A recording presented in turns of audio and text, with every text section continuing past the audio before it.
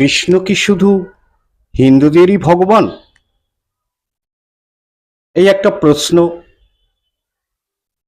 সেই প্রশ্নটাকেই কিভাবে আলোচনা করে দেওয়া আছে হুবহু সেটাই আমি তুলে ধরছি তোমাদের জন্য। কৃষ্ণ হচ্ছেন পরমেশ্বর ভগবান। তিনি হিন্দু নন, মুসলমান নন, খ্রিস্টান নন বা অন্য কিছুও নন। ভগবান হচ্ছেন ভগবান। তার অনন্ত নাম রয়েছে। এরা সকলেই কিন্তু এক, কৃষ্ণময়।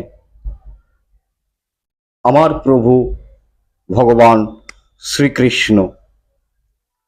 আবার প্রকৃত স্বরূপে কেউই হিন্দু নন, মুসলমান নন বা খ্রিস্টান নন।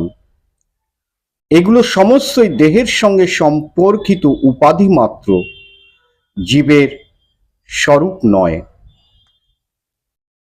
সারা পৃথিবীর সমস্ত শাস্ত্রের একটাই লক্ষণ, একটাই লক্ষ্য, একটাই উদ্দেশ্য,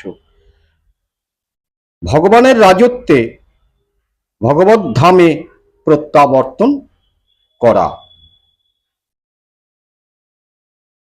যদি কেউ মনে করেন ভগবদ গীতা এবং হরে কৃষ্ণ হিন্দু ধর্মের একটা পথ এবং তিনি তা গ্রহণ করতে রাজি নন, তাহলে তিনি খ্রিস্টানদের গির্জায় যেতে পারেন এবং সেখানে ভগবানের নাম করুন। এই পদ্ধতি ওই পদ্ধতি ইত্যাদির মধ্যে পার্থক্য খুঁজে বেড়ানোর কোনো যুক্তি নেই।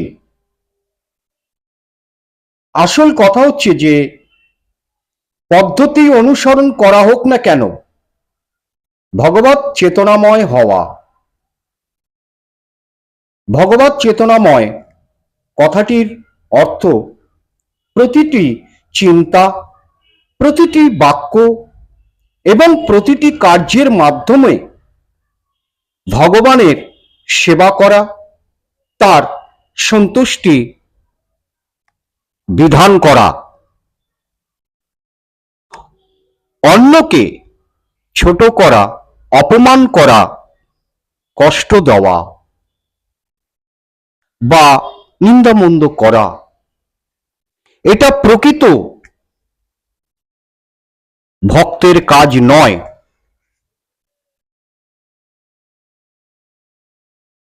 জয় জগৎ বন্ধু সুন্দর, জয় গুরুদেব।